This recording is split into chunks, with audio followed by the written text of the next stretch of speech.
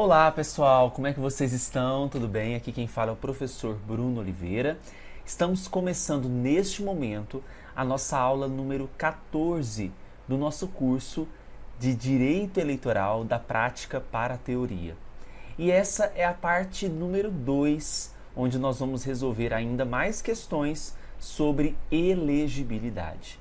As condições de elegibilidade previstas na nossa Constituição Federal. Algumas questões também trabalharemos com os requisitos de registrabilidade, portanto, não podemos confundir elegibilidade com registrabilidade. As condições de registrabilidade são aquelas que são exigidas para registro do candidato. É como se elas fossem posteriores às condições de elegibilidade. Então, nós temos ali requisitos iniciais de elegibilidade que precisam ser cumpridos, que possibilitando um determinado cidadão a se candidatar a um cargo eletivo, não é?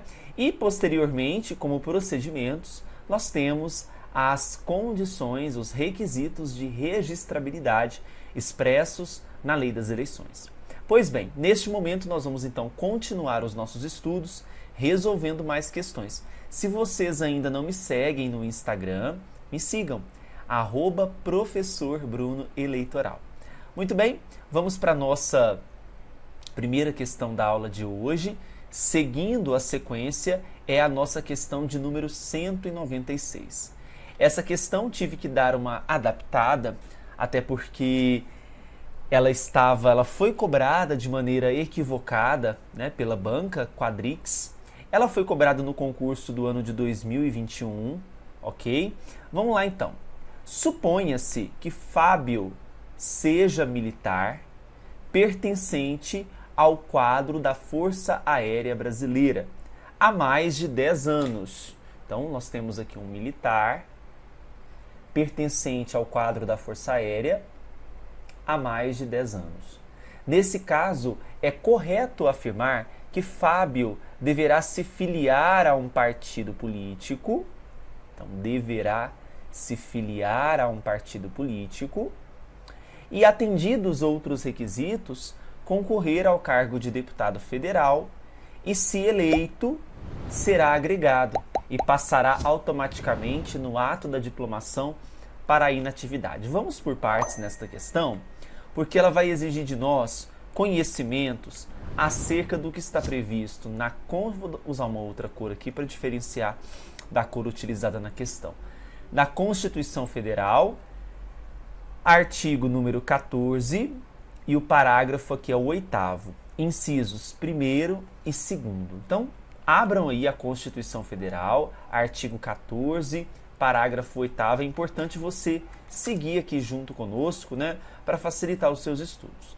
Pois bem, lá no artigo 14, parágrafo 8º, nós temos que o militar alistável ele é elegível se ele atender a algumas condições. Quais são essas condições? Se ele tem menos de 10 anos de serviço, o que será exigido dele? Bom, menos de 10 anos, ele tem que se afastar da atividade. Portanto, ele se afasta da atividade. Agora, se ele possui mais de 10 anos, o que deve acontecer aqui? Mais de 10 anos, ele é agregado pela autoridade superior. Então, agregado pela autoridade superior. E vejam, se ele for eleito, então, se eleito, ele passa automaticamente no ato da diplomação para a inatividade. Então, vamos lá. Mais de 10 anos, ele é agregado pela autoridade superior.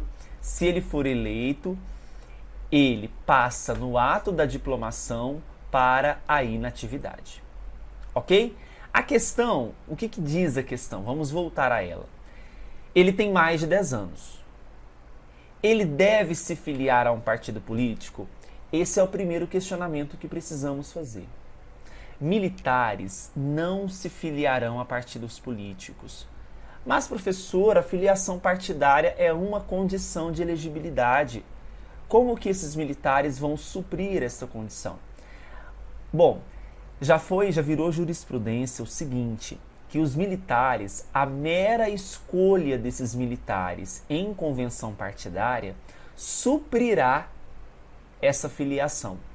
Então, o erro da questão, o primeiro, né, nós vamos investigar os demais, se tem outros erros, é quando afirma que o Fábio deve se filiar ao partido político. Na verdade, não.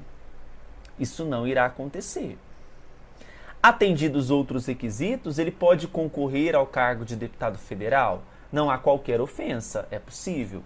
Se ele for eleito, ele será agregado e passará automaticamente no ato da diplomação para inatividade. O que as bancas às vezes vão trocar a palavrinha diplomação por posse?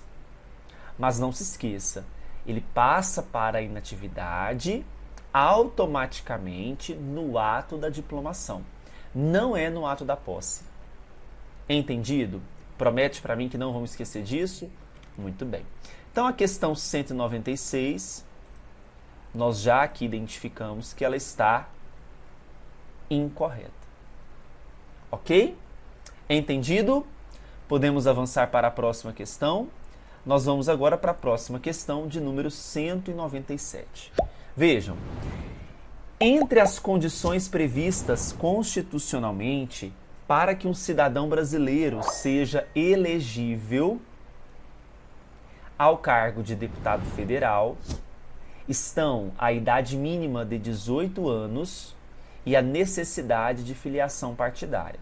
Questão tranquila, exige do aluno conhecimento da Constituição, artigo número 14, parágrafo 3º, certo? Lá nos apresentará quais são essas condições de elegibilidade. Só para a gente recapitular, nós temos nacionalidade brasileira, nós temos o pleno exercício dos direitos políticos, o próprio alistamento eleitoral, o domicílio eleitoral na circunscrição, a filiação partidária, a idade mínima. Para cada cargo, nós temos uma idade mínima exigida. Na questão, vocês vejam que nós estamos observando aqui para o cargo de deputado federal. A idade mínima para deputado não são 18 anos, são 21 anos. A idade mínima de 18 anos, ela é exigida ao cargo de vereador. Tomem cuidado, tá bom? A questão 197, portanto, ela está incorreta. Por quê? Atribuiu como condição de elegibilidade a idade mínima de 18 anos para vereadores, o que não é verdade. Agora eu pergunto para vocês, há necessidade aqui da filiação partidária? É claro que sim. A filiação partidária mantém-se aqui perfeita, mantém-se intacta. Tudo bem? Questão 197, errada. Bora para a próxima, agora nós vamos de múltipla escolha. Questão número 198, olha que legal, super atualizada. Questão do ano de 2022. Bora lá. Uma governadora está no fim, prestem atenção, uma governadora está no fim do seu segundo mandato consecutivo no cargo. Então, ela exerceu o mandato de governadora por 4 anos, depois exerceu por mais 4 anos. No Brasil, a gente sabe que é permitida uma única reeleição consecutiva para chefes do Poder Executivo. Por quê? Para cargos eleitos pelo sistema proporcional, vereadores e deputados, no Brasil não há limitação de quantidade de mandatos. Poderão exercer quantos mandatos desejarem, certo? Então, essa limitação de reeleição é para cargos chefes do Poder Executivo. Pois bem, considerando-se a posição majoritária e atual do Supremo Tribunal Federal e as normas constitucionais sobre direitos políticos, é correto afirmar que o cônjuge de governadora que esteja no fim do seu segundo mandato consecutivo será inelegível. Ora, estou falando aqui do marido da governadora. A governadora exerceu por 8 anos, 2 mandatos consecutivos, esse cônjuge, ele será inelegível? Qual que é a regrinha que nós temos que observar aqui? Segundo a letra A inelegibilidade desse cônjuge, até essa questão está meio deslocada, né? Ela deveria estar na aula de inelegibilidade, mas bacana que a gente fala sobre isso. A inelegibilidade desse cônjuge, para evitar o que nós chamamos de perpetuação familiar do poder, é em todo o território do respectivo Estado, salvo se dissolvido o vínculo conjugal antes do término do mandato, o que afastará a inelegibilidade. B. Apenas para o cargo de governador, ainda que o vínculo conjugal se dissolva no curso do mandato. Letra C. Em todo o território do respectivo Estado, ainda que o vínculo conjugal se dissolva no curso do mandato. Letra D. Para qualquer cargo eletivo nos 2 pleitos seguintes, ainda que o vínculo conjugal se dissolva no curso do mandato. E letra E. Apenas para os cargos de governador e prefeito nos 2 pleitos seguintes, salvo se dissolvido o vínculo conjugal antes do término do mandato, o que afasta a inelegibilidade. Bom, nós temos um artigo na Constituição Federal, que é o artigo 14, parágrafo 7º. E esse artigo claramente diz que são inelegíveis no território de jurisdição do titular, o cônjuge e os parentes consanguíneos ou afins até o 2º grau. E eu falo que tipo de titular que é esse? Governador, prefeito, presidente. De fato, o cônjuge é inelegível. A exceção seria se já fosse titular de mandato eletivo e candidato à reeleição. Pois bem, vem ao entendimento uma súmula do STF, que é uma súmula vinculante, viu? Número 18, que diz o seguinte, que a dissolução da sociedade ou do vínculo conjugal, a dissolução desse mandato, dessa sociedade ou do vínculo conjugal, no curso do mandato, não afasta essa inelegibilidade.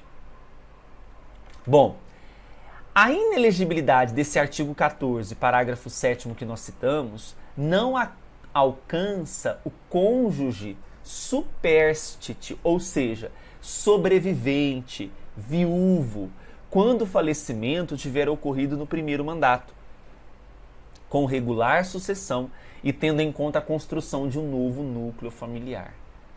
A súmula 18 do STF não se aplica aos casos de extinção do vínculo conjugal pela morte de um dos cônjuges. Esse cônjuge aqui, ele não separou, né? Não está falando em nenhum momento que é ex-marido, né? Ex-cônjuge, não. Por conta do cenário da perpetuação do poder, o que acontece? Ele pode se candidatar? Não. Ele é inelegível em todo o território do Estado, ainda que o vínculo conjugal se dissolva no curso do mandato, que é o que prevê a súmula vinculante número 18. Mesmo que há um desfazimento do vínculo conjugal antes de encerrar o mandato da governadora, como se fosse uma tentativa para que, não sou mais marido, não sou cônjuge, então vou me candidatar. Houve cenários assim de burlar esse tipo de regramento. Mas a súmula vinculante número 18 veio para frear esse tipo de burlação. Então, para a questão 198, a alternativa que melhor nos resolve aqui a questão é a prevista na letra C. Então, será inelegível em todo o território do respectivo Estado